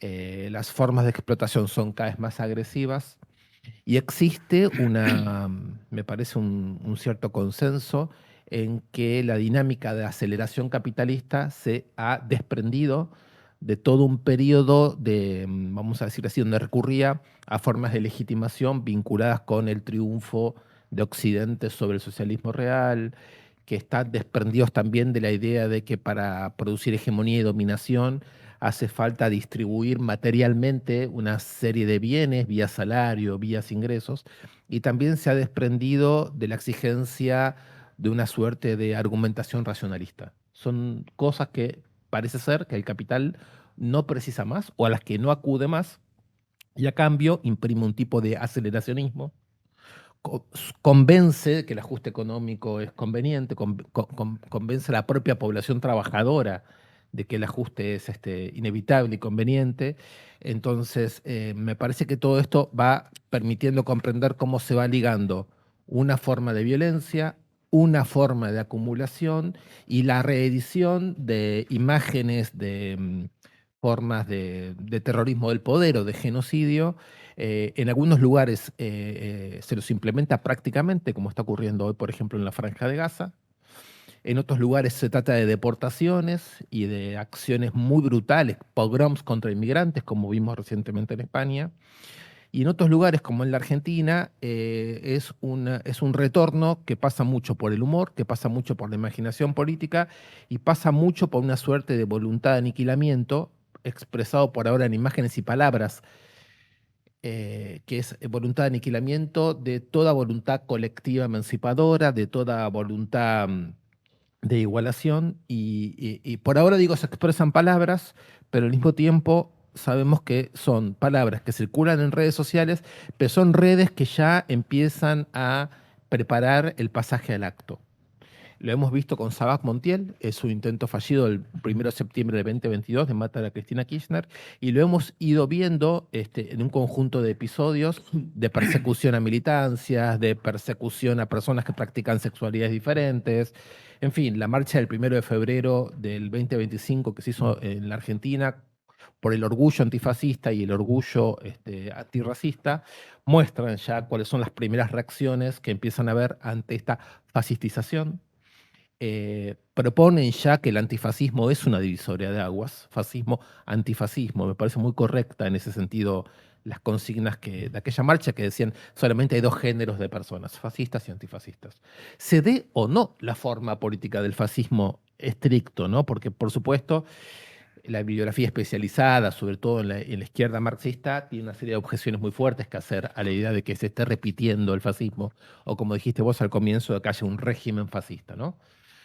Si el fascismo, por ejemplo, es una práctica en donde el mundo plebeyo, reaccionario, cobra un papel central y donde el rasgo antirrevolucionario ocupa un lugar central, digo en Italia o en Alemania del siglo pasado, eso no es exactamente lo que está ocurriendo.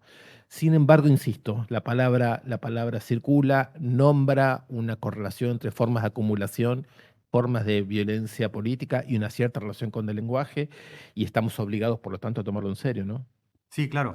De hecho, bueno, la cuestión del uso de la palabra, ¿no? Porque es evidente para cualquiera que, si bien, por más que no estemos en un régimen fascista, hay fascistas y hay fascistas que han encontrado la vuelta para llegar a lugares de poder muy importantes.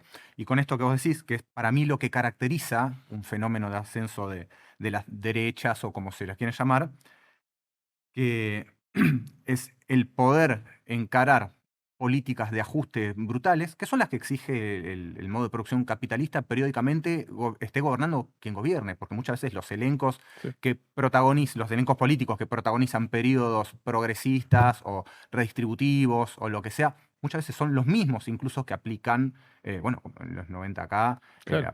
en Grecia, el APRA, ejemplos hay muchísimos, México. Pero esto de que hay un momento en la que las necesidades de ajuste que impone el capitalismo aparecen como deseables para una gran cantidad de personas, Ujú. de la clase trabajadora, digamos. Sí, Más, sí. más allá de para quienes se van a beneficiar directamente de eso, obviamente, no debería hacer falta decirlo, pero sí para un montón de las personas que van a sufrir esas políticas. Y eso tiene que ver con un deterioro de nociones y sentidos que estaban con mayores o menores dificultades instalados acerca de lo democrático, de los posibles roles del Estado, de la concepción acerca de los derechos y qué es un derecho y por qué existe un derecho, cómo se gana, cómo se conquista, cómo se ejerce, si se puede o no ejercer, más allá de si el derecho está enunciado o no. ¿Vos cómo ves, qué ves por ese lado? Todo aquello que se tuvo que romper, deteriorar, desgastar para que bueno, lleguemos a esta situación. Bueno, son cosas es así que quizás los últimos 2 años hemos escuchado, leído, pensado mucho, ¿no? Que es esta pregunta, ¿cómo hemos llegado hasta acá, ¿no? Que me parece que también es una pregunta recurrente y que me parece que habitualmente es una pregunta que se ve arruinada por una suerte de actitud que llamamos genéricamente progresista, que es la indignación, ¿no? No puedo creer lo que está pasando, cómo está pasando lo que está pasando, como una especie de enojo que evita quizás una revisión dolorosa de qué fueron estos 40 años de democracia y por qué el lenguaje entendido no solamente como el juego de las palabras, sino en la medida en que encarnan coordinaciones entre cuerpos, fue tan vaciado. Y como decís vos, lenguaje, los derechos humanos y otros, parecen de pronto que no tienen la efectividad que hubiéramos creído. Y creo que teníamos derecho a creer que ese lenguaje iba a tener otra efectividad porque hemos puesto mucho para que ese lenguaje, por ejemplo, de los derechos, tuviera efectividad. En mi caso personal, también por mi edad, tengo recuerdos muy vivos de la militancia con las Madres de Plaza de Mayo, con, digamos, lo que fue la lucha contra la impunidad, del terrorismo y del genocidio, ¿no? Entonces, que exista Villarroel en la presidencia o que existan discursos tan desaprensivos respecto a todo ese periodo es perturbador y nos obliga a revisar cosas que creíamos que estaban más bien conquistadas. Yo tengo la impresión en ese sentido que cuando las fuerzas progresistas las caractericemos como las caractericemos, para el caso me da igual que estemos hablando de fuerzas de izquierda, fuerzas de centro izquierda, fuerzas peronistas o fuerzas cristianas, ¿no? Más allá de esas distinciones, ocupan un lugar de protagonismo social, están obligadas a criterios de justicia y radicalización mayores que los que tiene la derecha cuando gobierna, porque la derecha siempre tiene, digamos así, más de una bala en el tambor del revólver, ¿no? La derecha, digamos así, se puede equivocar, puede ir y volver, porque tiene a su favor todo. El mundo juega a favor de la derecha se rehace de la nada, la derecha es un conjunto de automatismos prácticamente. Lo vemos en la inconsistencia del personal gobernante actual. No se trata de élite largamente constituida, se trata básicamente de poner 2 o 3 rostros que estén al servicio de un poder propietario.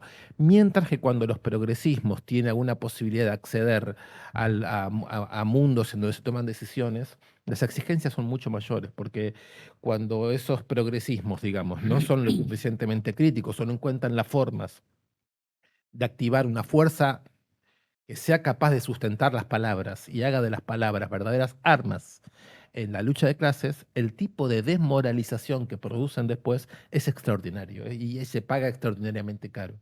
Con esto no quiero decir simplemente que en el periodo previo el progresismo debería haberse radicalizado más, porque la radicalización retórica de los progresismos me parece irrelevante. Sí creo, en cambio, que en la Argentina habían un conjunto de experiencias sociales de los últimos 20, 25 años que merecían otro trato.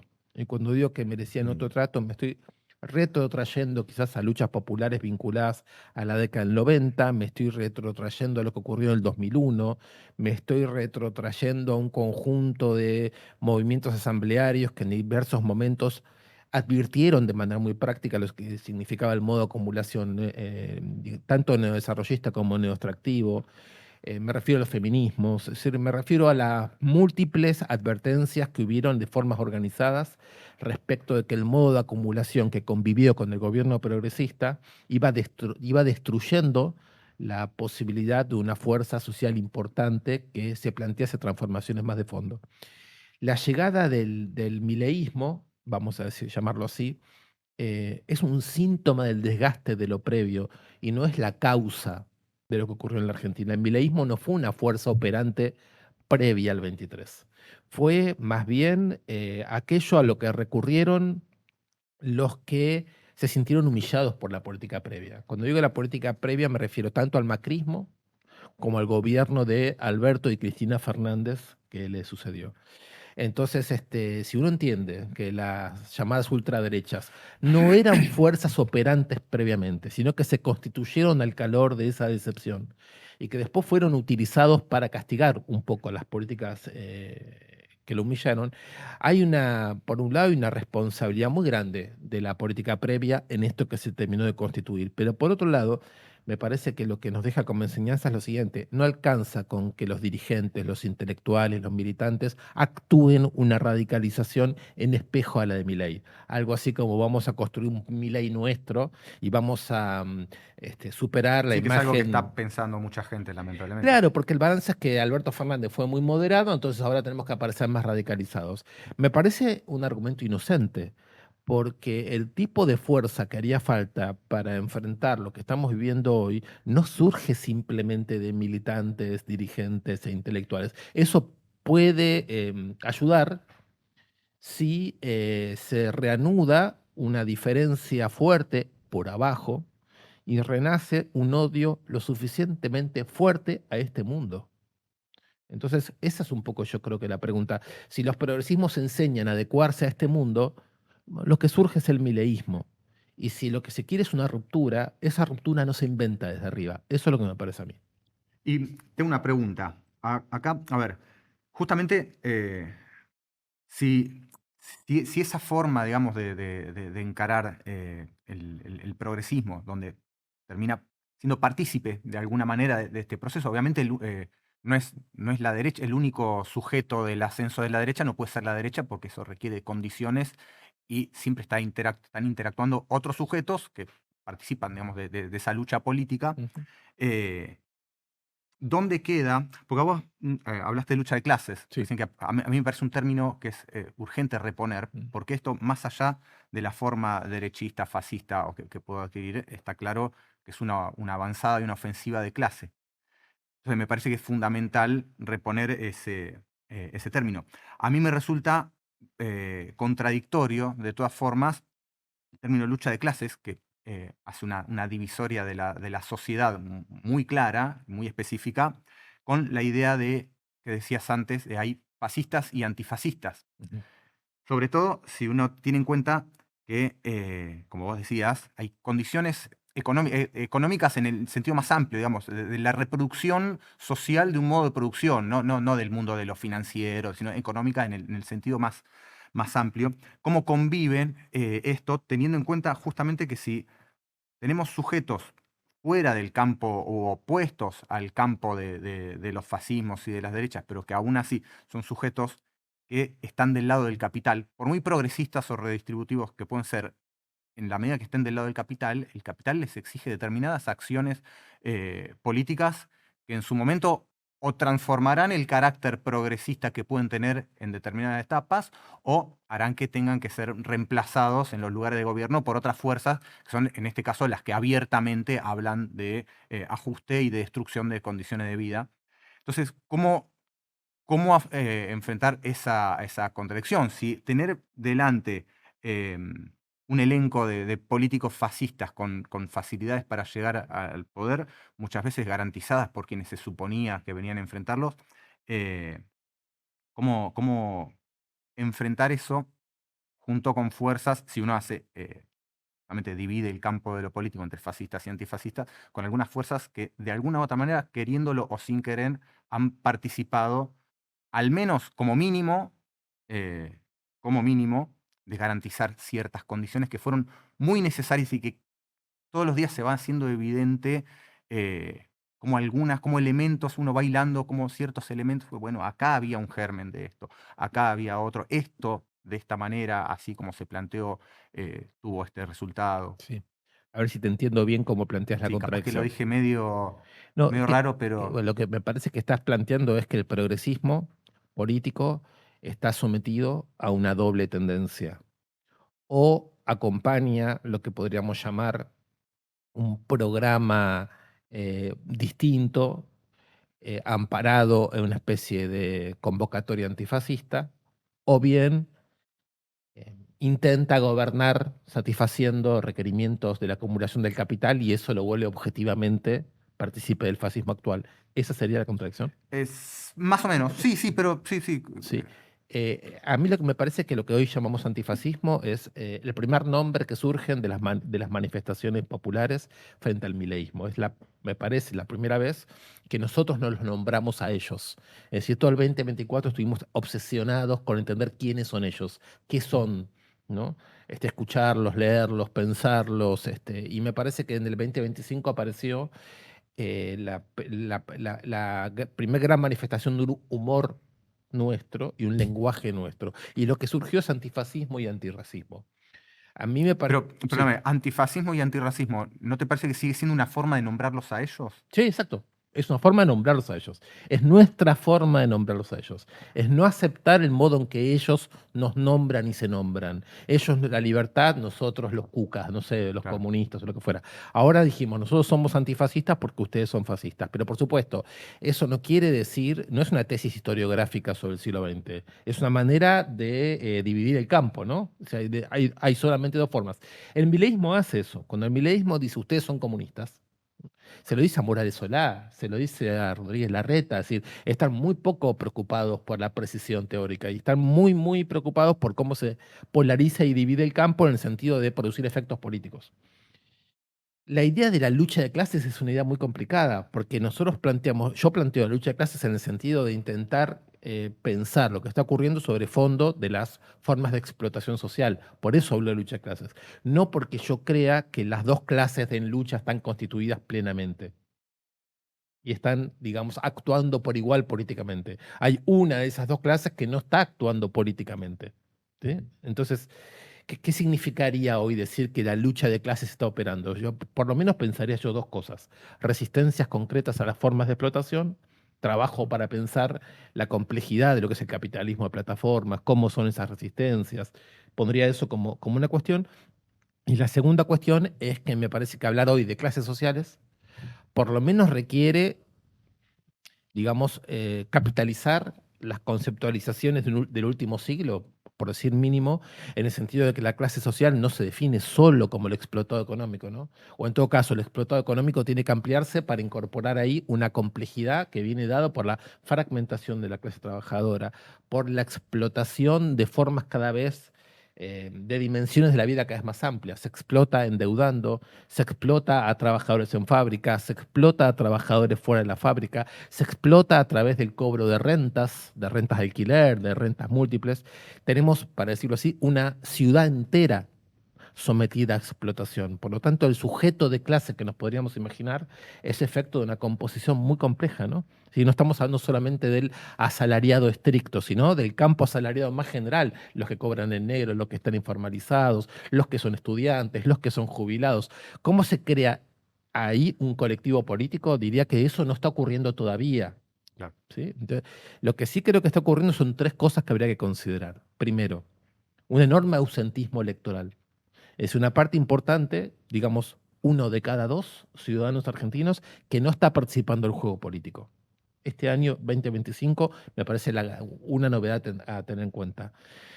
Otra cosa que está ocurriendo es que hay una parte de la oposición política y de la protesta social que está siendo ilegalizado.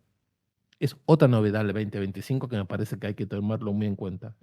Y en tercer lugar, la reemergencia de un activismo que es en parte feminista, en parte está vinculado a lo del Garrahan, en parte está vinculado a la lucha de los jubilados, en parte está vinculado, digamos, a un activismo sindical, a formas de coordinación de sindicales, etcétera, etcétera. ¿Cómo se produce un sujeto político ligando estas 3 dimensiones? Me parecería que sería una pregunta posible para hacerse, ¿no? Sí, sí, sí, claro. Yo, corrijo un poquito la pregunta que te había hecho, que pasa que como lo formulaste vos me pareció interesante también, por eso quería escuchar lo que decías. Pero yo me refería más que nada a justamente qué sujetos de aquellos que han participado en todo este proceso del lado del mundo del capital o de quienes o bien no van a cuestionar al capitalismo como modo de producción total, digamos, de la vida social, no solamente lo que decía como instancia puramente económica. ¿Dónde quedan esos sujetos justamente cuando la división es entre fascistas y antifascistas? Porque justamente, si no, a ver, es lo que vos decís, la clase social no está definida simplemente por su participación en la unidad de producción y en la distribución del valor que allí se produce, sino que se constituye en la acción política. Claro. Y el tema, para mí hay un tema fundamental, que es si no se repone justamente esta idea de pasar en todo caso, la crítica a las condiciones de explotación, a la crítica a una sociedad que se basa en la explotación, un poco yo veo que no hay salida. O sea, que siempre parece que la forma de enfrentar esto es o bien la moderación, o bien tratar de gobiernos o elencos o sujetos políticos del mundo progresista pensando, bueno, entonces hay que tratar de hacer el ajuste, pero no tan cruel. Entonces hay una lógica que, estando subordinada, de todas formas, la lógica del capital, pero tratando de sostenerla tal vez de otras maneras, no sé, la discusión esta sobre el capitalismo serio, capitalismo risueño, gracioso o lo que sea, para mí ahí siempre gana la tendencia a seguir acumulando contradicciones en un sistema en el cual esas contradicciones igual explotan.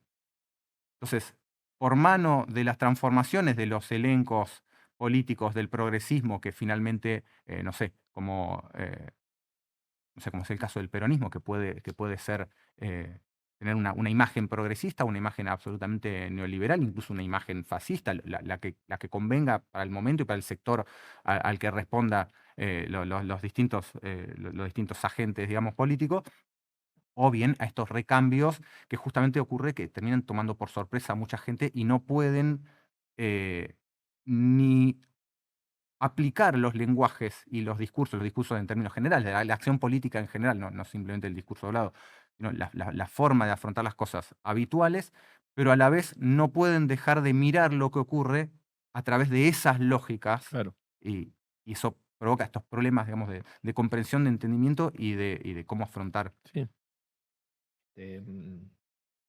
Antes de venir estaba terminando de leer un libro de un amigo, un filósofo catalán que se llama Santiago López Petit. Es una tradición del autonomismo obrero europeo.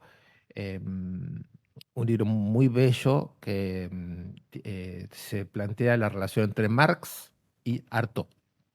No entre Marx y Lenin, entre Marx y Artaud.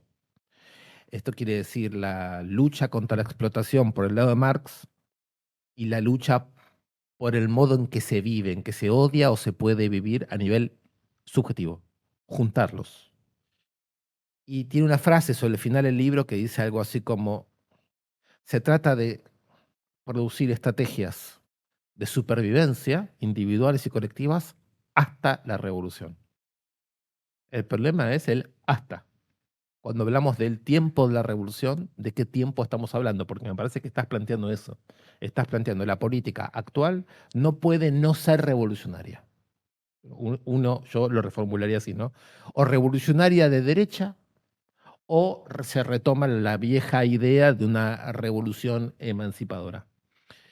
Entonces, quizás hay muchas personas dispuestas hoy a escuchar ese discurso. Quiero decir, hay un politólogo brasileño que se llama Rodrigo Nunes, que él dice utiliza una fórmula que a mí me parece muy efectiva. El mileísmo, el bolsonarismo, él habla de Brasil. Son formas de contactar con un sentimiento antisistema bajo el imperativo de que no se puede hacer nada contra el sistema. Eso es una suerte de rulo que entrampa, ¿no?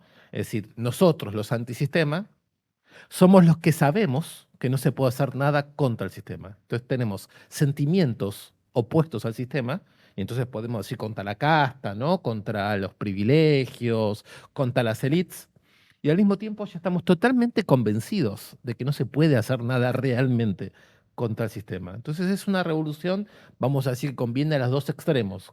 Le conviene al que odia el sistema y puede tener un lenguaje de odio, y le sirve también a las grandes élites capitalistas que ya no son más demandadas de hacer redistribuciones económicas, ni redistribuciones de derechos, ni nada, ¿no? Entonces es una revolución, digamos, que viene bien por abajo y por arriba, solo que no produce efectos.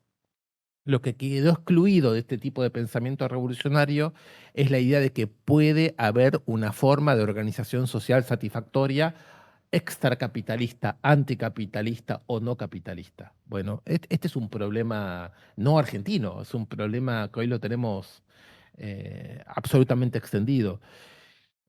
Por eso cuando López Petit dice la supervivencia hasta la revolución, uno se queda pensando qué significa exactamente esta idea de supervivencia, qué es lo que tiene que sobrevivir, porque no se está refiriendo a la supervivencia económica de los proletarios, se está refiriendo a cómo el odio contra el sistema, cómo la venganza y las formas más exasperadas de rechazo a lo existente pueden existir mientras la ola neofascista está en alza, mientras el desprestigio de los discursos igualitarios y del mundo de las izquierdas es enorme, y mientras muy difícilmente fuerzas, llamémosle de izquierda en general, les resultan creíbles a una multitud de personas, ¿no? Claro. Entonces, eso es una gran pregunta. O sea, ¿qué hacemos los que creemos que no hay pacto posible, que a esta altura de la agresividad del capitalismo, cualquier intento de intermediación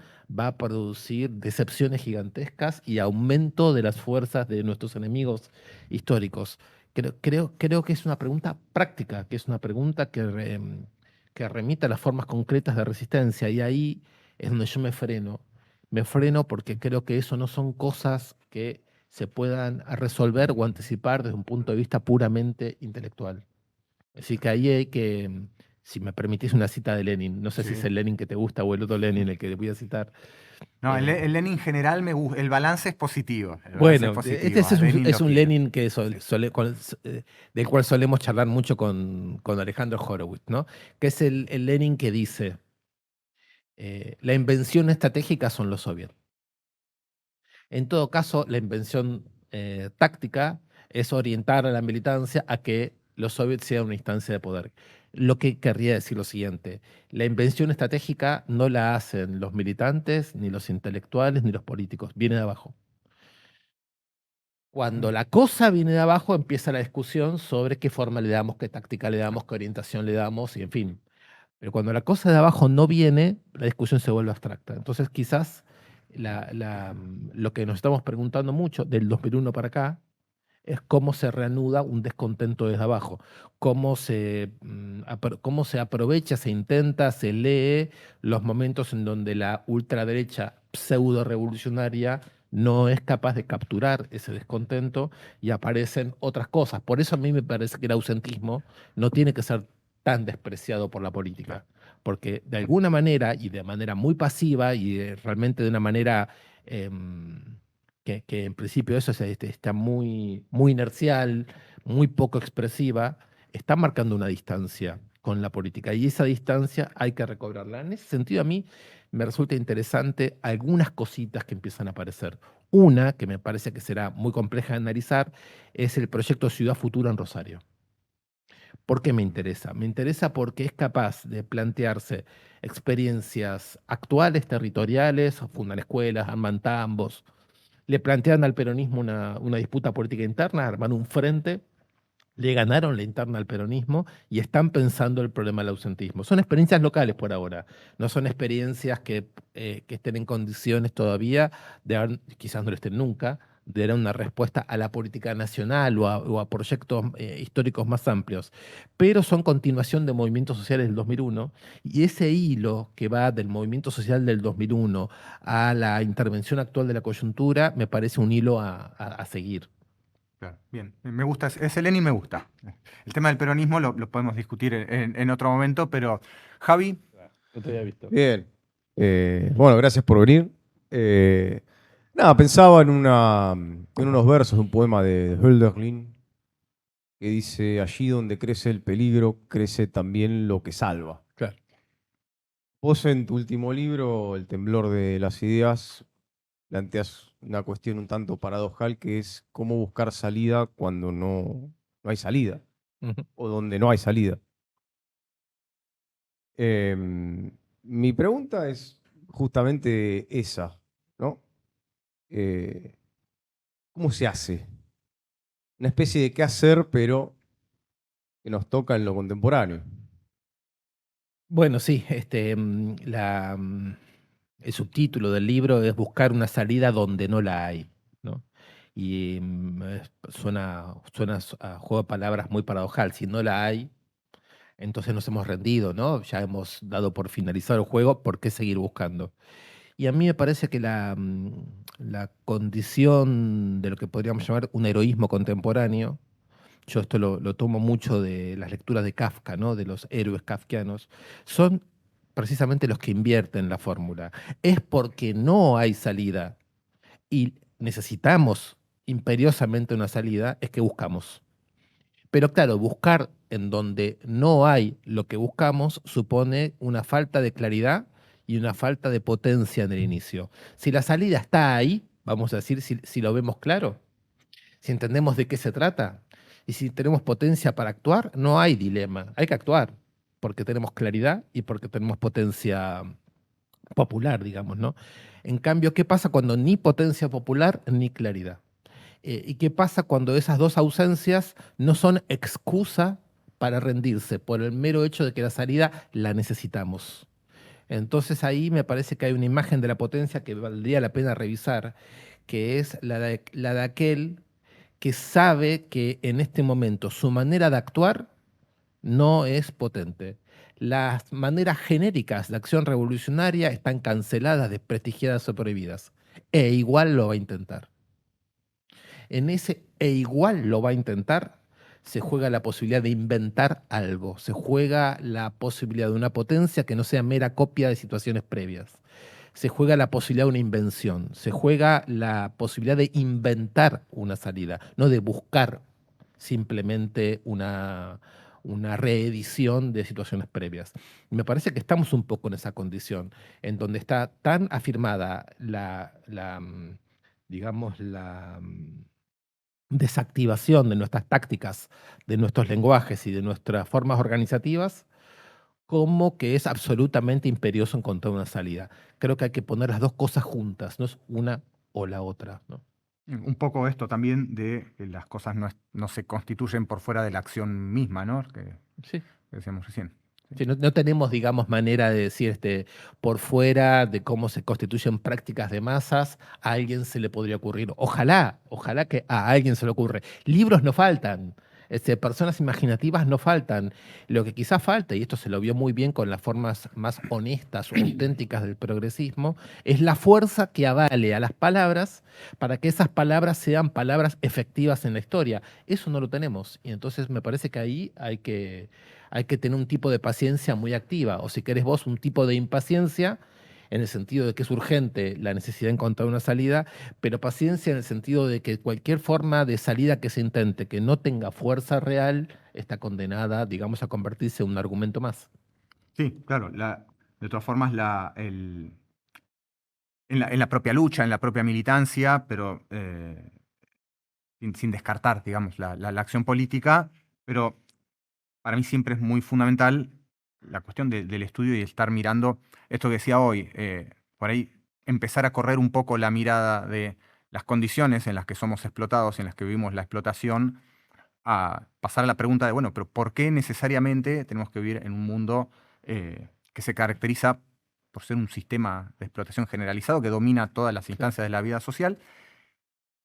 Ver qué miramos ahí, qué nos podemos preguntar acerca de eso, y en todo caso, ver qué potencialidades tiene ese mundo, qué nos brinda, porque nos brinda cosas permanentemente, no es una cosa unívoca, si no, no habría salida. O sea, no tendría sentido buscar una salida y por lo tanto ni siquiera preguntarse si la hay o no la hay, no hubiera permanentemente potencialidades que son las cosas que estamos viendo, las que nos impulsan también a buscar acciones de determinada manera o de otra. Pero buscar esas potencialidades en las condiciones en las que estamos actuando para ver, bueno, qué de este mundo es lo que nos puede qué es lo que tenemos, qué es lo que nos da esta situación en la que vivimos para poder avanzar a partir de ahí en la medida de las transformaciones, ¿no? que nosotros querramos que ocurran o que querramos protagonizar. Javi, no sé si tenés algo más para agregar. A pesar de todo lo que vemos, vivimos y analizamos, seguimos